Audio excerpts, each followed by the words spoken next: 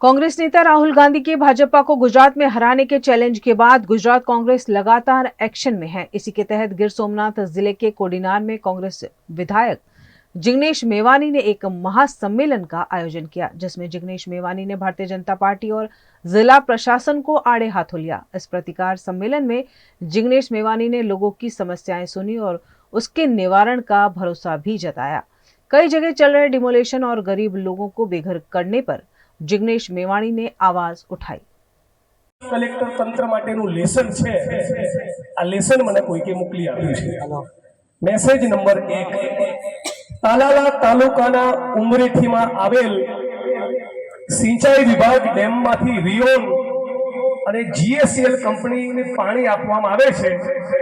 પાણી પેઠે 750 કરોડ રૂપિયાની રકમ કલેક્ટર તંત્રએ એમની પાસેથી ઉઘરાવવાની બાકી છે। તંત્રમાં પાણી નહીં હોવાના કારણે આ ઉઘરાણી કરતા નથી।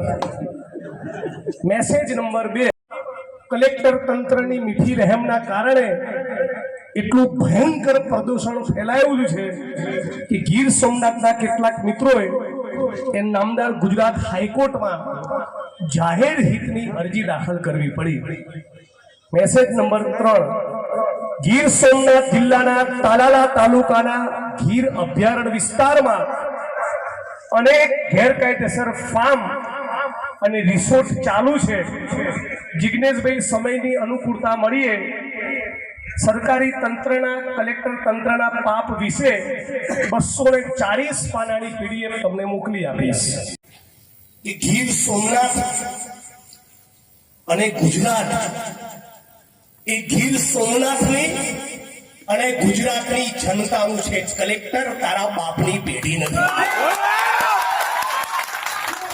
અને તારા જેવી કંઈક 1400 સીધી કરવા જ મારો જન્મ થયેલો છે।